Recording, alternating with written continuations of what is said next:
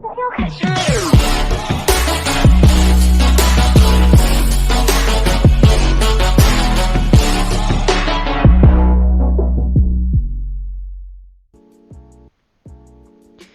everyone, welcome back to my YouTube channel. Today we're going to be talking about Need for Speed Heat. So basically why I haven't been uploading for a while is because my laptop didn't like using the editing software that I was using. Like, it didn't process it and it wasn't working nicely. So that's why I had to stop for a bit, but I'm back now.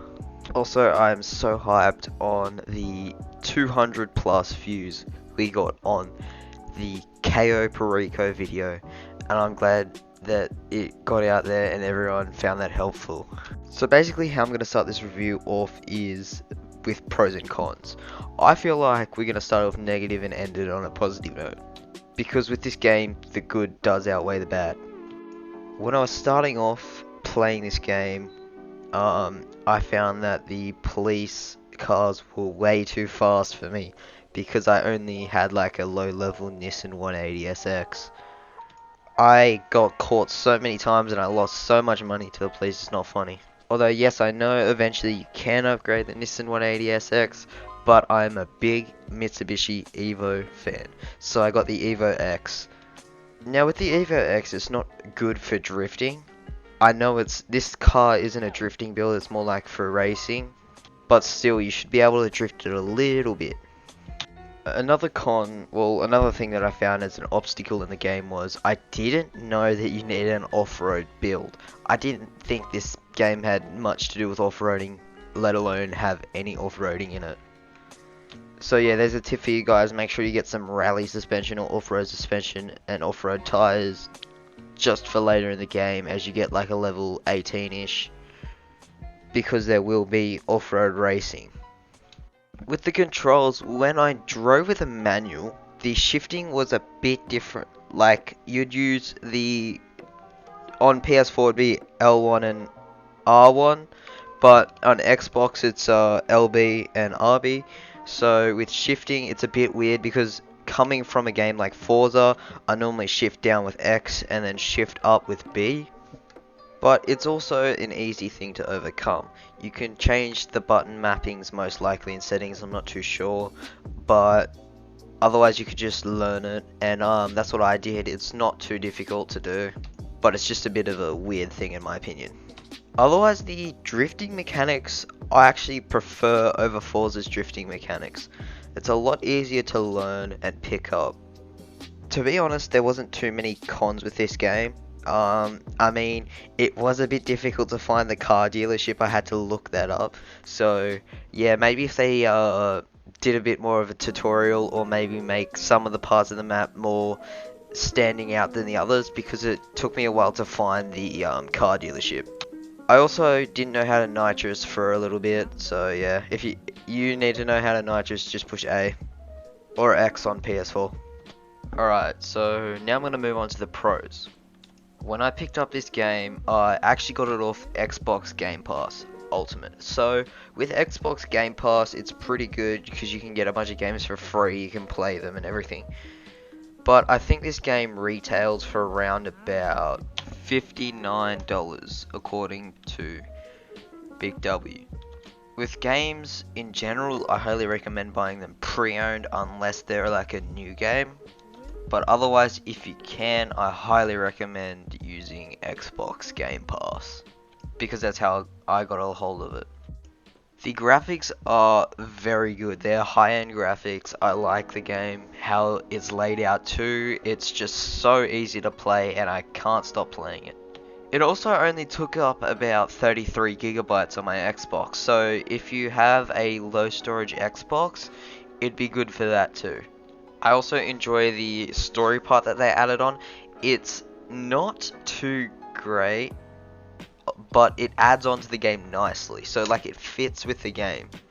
The story doesn't overpower the game as much, it's just more adds on to the game. It's quite fun, I enjoy it. Coming from Forza, the one thing in my opinion Forza Horizon 4 lacks is customization, where this game has so much customization. The possibilities are endless. You can put airbag suspension on your cars, With the community liveries, they're not locked like Forza Horizon 4, so you can move some stickers around if you want to. They have good rim selection, so you can choose nice rims. You can choose different exhausts, different diffusers, different bumpers, different spoilers, different mirrors, different hoods. The possibilities with customization are almost endless in this game. You can even choose what brand your tires are. You can also stance your car how you want to. You can lower it, you can lift it, and you can put camber. So far though, with off-roading, Forza Horizon 4 has the upper hand, and also I think with car range, like Forza Horizon 4 has more cars than Need for Speed, but again, you can only have so many cars in your garage in Need for Speed, so that kind of makes sense why there's less cars. But yeah, it's definitely a fun game. I enjoy it and highly recommend it. Another part that I enjoy is that you have the day and the night, so you can grind for money in the day and then grind for rep at night. I also apologize for the bad driving. Alright, you've made it this far into the video. I did say that I was going to do a little giveaway.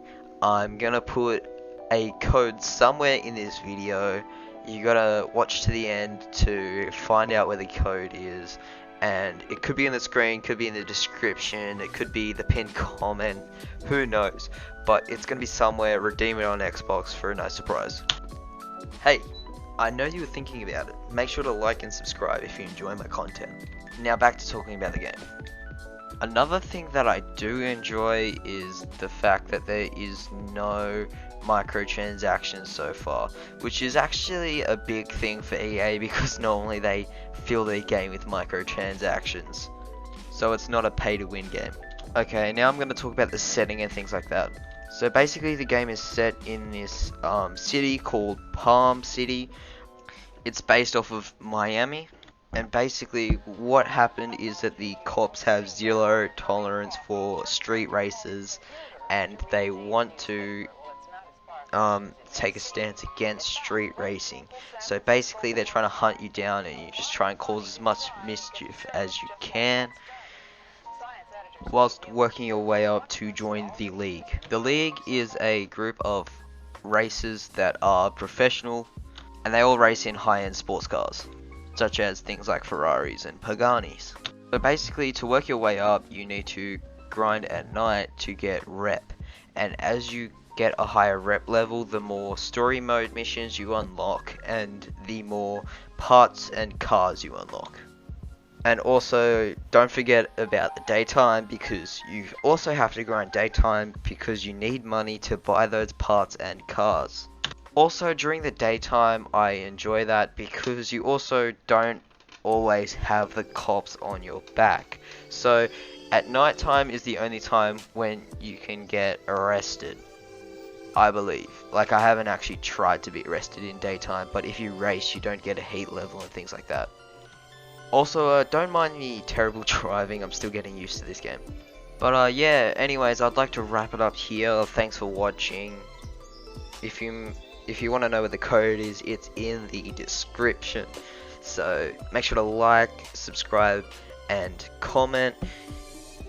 I also want to know who won the code, so make sure to comment I did if you won the code. I'm also changing up the uploading schedule a bit, so the days I'll be uploading are Sundays, Tuesdays, and Thursdays. That'll be all. Roll the outro.